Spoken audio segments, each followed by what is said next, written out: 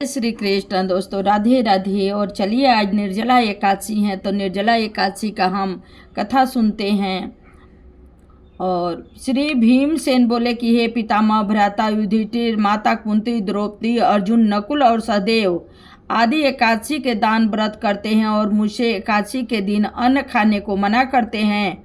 मैं उनसे कहता हूँ कि भाई, मैं भक्ति पूर्वक भगवान की पूजा कर सकता हूँ, परंतु मैं एकादशी के दिन भूखा नहीं रह सकता। इस पर व्यास जी बोले कि हे भीमसेन, यदि तुम नरक को बुरा और स्वर्ग को अच्छा समझते हो तो प्रत्येक माह की दोनों एकादशियों का अन्न न खाया करो। इस पर भीमसेन बोले कि हे पिता, मैं आपसे प्रथम कह चुका हूँ कि मैं एक दिन एक समय भी भोजन किए बिना नहीं रह सकता।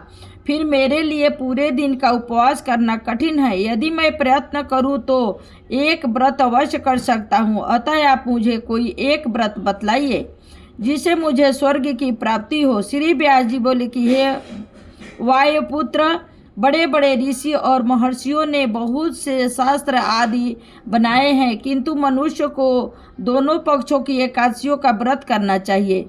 इससे तुम्हें स्वर्ग की प्राप्ति होगी। श्री व्यास जी के वचनों को सुनकर भीम से नरक में जाने के कारण अत्यंत भयभीत हुए और लता के समान कांपने लगे। वो बोले कि हे पितामह, अब मैं क्या करूं, क्योंकि मुझसे व्रत नहीं हो सकता। अतः आप मुझे कोई एक ही व्रत बतलाइए जिससे मेरी मुक्ति हो जाए। इस पर व्यास जी बोले कि हे भीमसेन, कृष्ण और मिथुन संक्रांति के मध्य में ज्येष्ठ माह की शुक्ल पक्ष की एकादशी होती हैं, उसका निर्जला व्रत करना चाहिए। इस व्रत के एकादशी के व्रत में अन्न, स्नान आदि आचमन से जल वर्जित नहीं है, लेकिन आचमन में 3 माह से जल से अधिक नहीं लेना चाहिए। इस आचमन से शरीर की शुद्धि हो जाती है। आचमन में 7 मासे से अधिक जल मद्यपान के समान है। इस दिन भोजन करने से व्रत नष्ट हो जाता है। यदि सूर्योदय से सूर्यास्त तक मनुष्य जलपान न करे तो उसे 12 एकादशी के फल के प्राप्ति होती है। द्वादशी के दिन सूर्योदय से पहले ही उठना चाहिए और स्नान करके ब्राह्मण को यथा योगदान देना चाहिए। इसके पश्चात भूखे ब्राह्मण को भोजन कराना चाहिए। तत्पश्चात स्वयं भोजन करना चाहिए।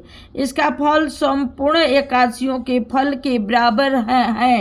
हे भीमसेन, स्वयं भगवान ने मुझसे कहा था कि इस एकादशी का पुण्य समस्त तीर्थों और दानों के पुण्य के बराबर है। एक दिन निर्जल रहने से मनुष्य पापों से मुक्त हो जाता है। जो मनुष्य निर्जला एकादशी का व्रत करते हैं उनको मृत्यु के समय भयानक यमदूत नहीं दिखते हैं।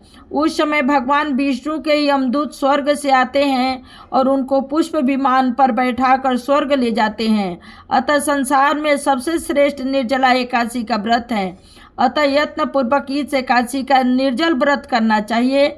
उस दिन ओम नमो भगवते वासुदेवाय, ओम नमो भगवते वासुदेवाय मंत्र का उच्चारण करना चाहिए।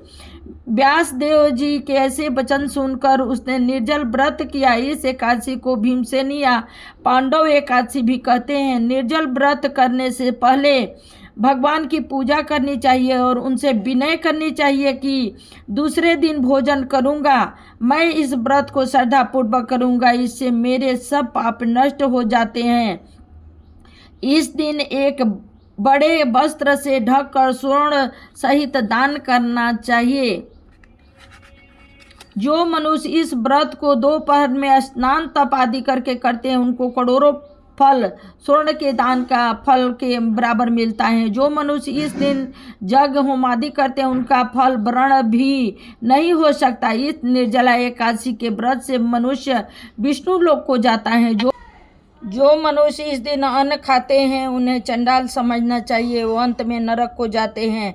ब्रह्म हत्या, मद्यपान करने वाले, चोरी करने वाले, गुरु से द्वेष करने वाले, असत्य बोलने वाले इस व्रत को करने से स्वर्ग को जाते हैं। हे कुंती पुत्र, जो मनुष्य या स्त्री इस व्रत को श्रद्धापूर्वक करते हैं उनका निम्नलिखित कर्तव्य है। उन्हें सर्वप्रथम विष्णु भगवान की पूजा करनी चाहिए।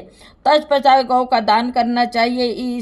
उस दिन ब्राह्मणों को दक्षिणा, मिष्ठान आदि देना देना चाहिए। निर्जला के दिन अन्न, वस्त्र, छत्र, उपना आदि का दान करना चाहिए।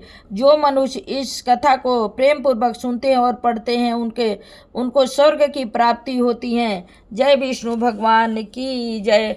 ओम नमो भगवते वासुदेवाय। ओम नमो भगवते वासुदेवाय। ओम नमो भगवते वासुदेवाय।